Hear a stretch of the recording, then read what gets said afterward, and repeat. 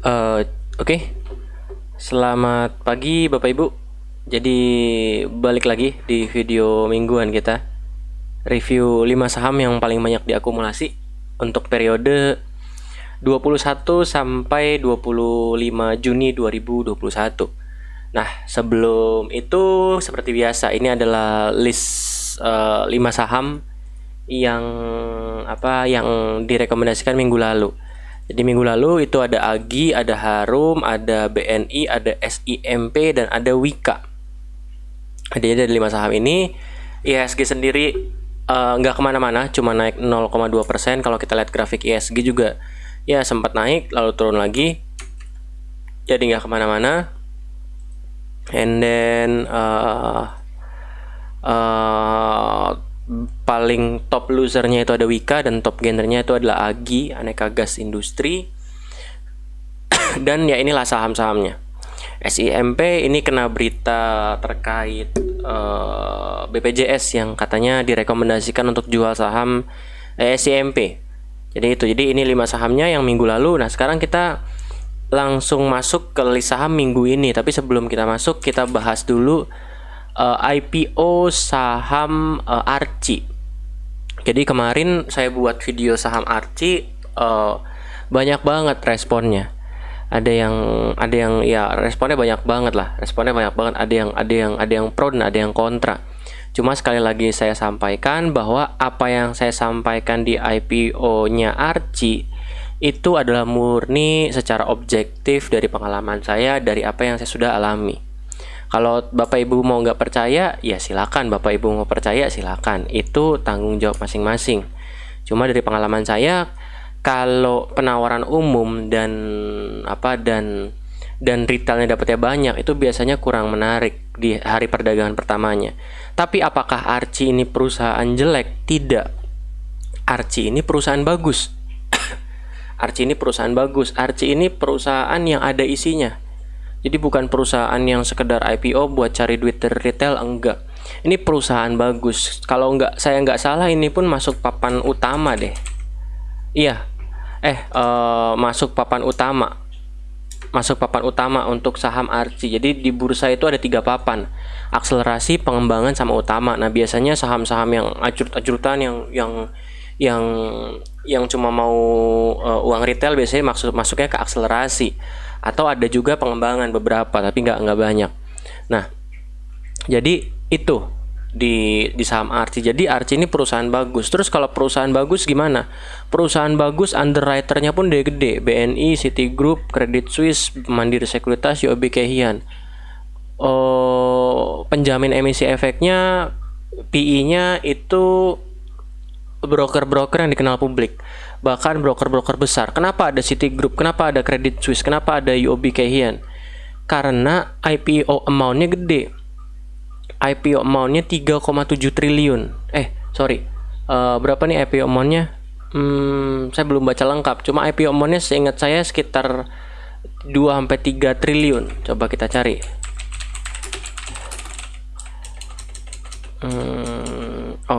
Ya 2,7 triliun.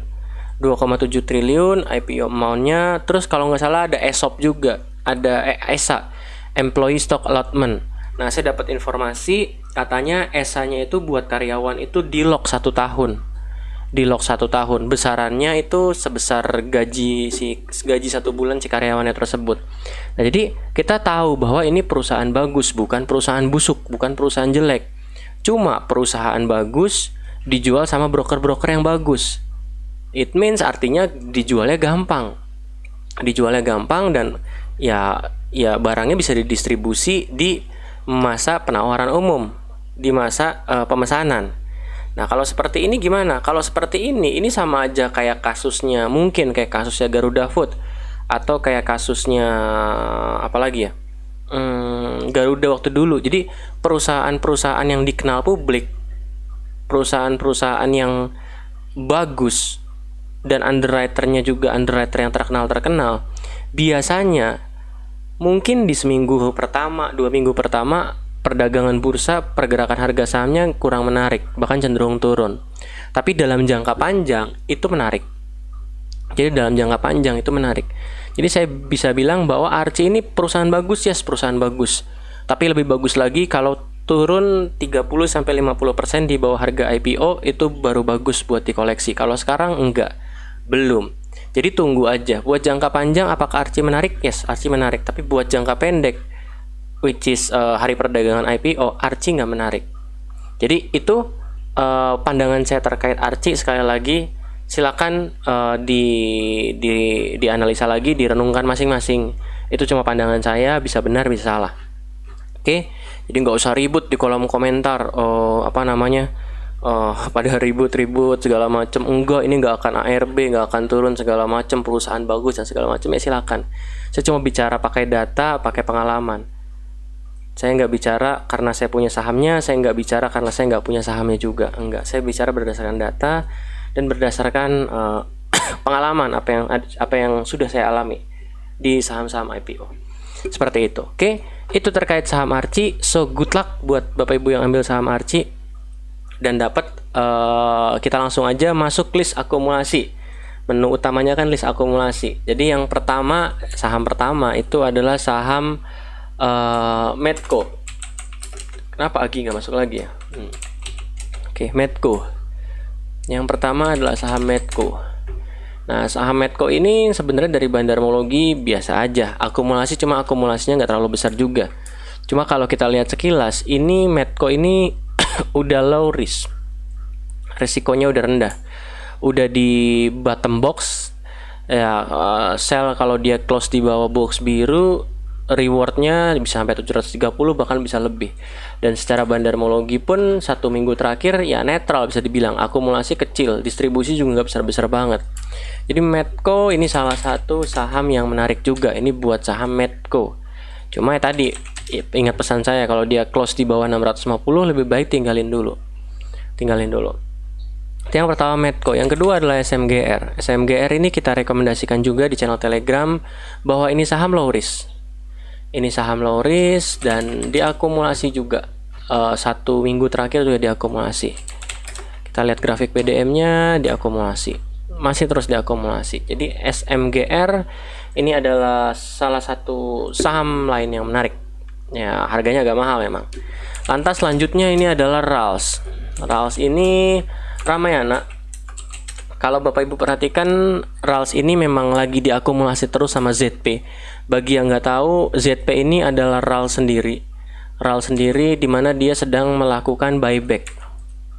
Jadi dia sedang melakukan buyback untuk periode saya lupa periode kapan, cuma amountnya kurang lebih 300 miliar dan rasanya sudah 2/3 dari total dana yang dialokasikan untuk buyback itu dipakai. Jadi harusnya buybacknya nggak lama lagi. Jadi RALS ini harusnya koleksi aja, buat jangka menengah pun ini menarik. Kalau dapat 600 good banget. Dekat-dekat 600 koleksi, dekat-dekat 600 koleksi, dekat-dekat 600 koleksi. Karena nanti saham treasury-nya kan harus keluar dan akan keluar dan harus keluar. Saham treasury itu seingat saya cuma boleh ditahan emiten itu 2 tahun atau 3 tahun. Itu ada aturan OJK-nya. Jadi ya silakan. Contohnya yang pernah buyback itu SCMA. Ini SCMA dulu buyback lama banget. Tahun berapa ya? Kayak periode sini deh. Nah, di periode sini. Di periode sini dia buyback lama banget, harganya kemana-mana, sideways. Ini sempat naik karena COVID aja. Di buyback terus ya naik. Tapi lama, nggak naik 1 hari 2 hari langsung auto reject atas, enggak. Stylenya bukan seperti itu kalau saham-saham baru buyback. Jadi RALS ini salah satu yang menarik. Cuma RALS mungkin bisa tunggu dekat-dekat 640 itu untuk saham RALS. Selanjutnya 2 saham terakhir itu adalah saham-saham batu bara. Yang pertama itu adalah Adaro mantul di support yang sebelum, udah tes support dan berhasil. Stopnya di mana ya? Stopnya di sini. Nah, stopnya di sini. Buat bandarmologi gimana? Bandarmologinya seingat saya cukup oke. Adaro. Nah, ini sepanjang bulan Juli. Nah, ini satu bulan terakhir. Broker asingnya masih pada akumulasi. Ya, ini netral hitungannya. 1 minggu terakhir netral, ya masuknya markdown. Ini Adaro. Saham terakhir yang mungkin teman-teman sudah tahu juga itu adalah saham Doit. Saham Doit resikonya masih sama. Dari awal saya rekomendasi saham Doit di sini sampai sini resikonya masih sama. Resikonya masih di garis merah ini. Kalau dia close di bawah garis merah ya tinggalin. So far low risk dan so far akumulasi juga buat Doit. Seminggu terakhir sih markdown. Oh, akumulasi. Seminggu terakhir akumulasi buat Doit. Jadi itu 5 sahamnya. Ada Medco, ada SMGR, ada RALS, ada Doit, ada Adaro. Ada 5 saham tersebut. Nah, silakan 5 saham tersebut dianalisa lagi, ditimbang-timbang lagi. Jangan main HK, walaupun kemarin saya ada mention AGI naik 38%. Tapi kan ada juga yang saya mention Wika minus 11%. Jadi jangan main HK. Pastikan pastikan apa yang Bapak Ibu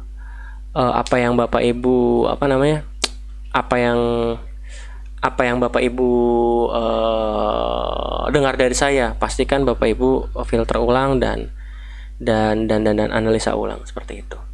Oke, mungkin dari saya cukup harusnya.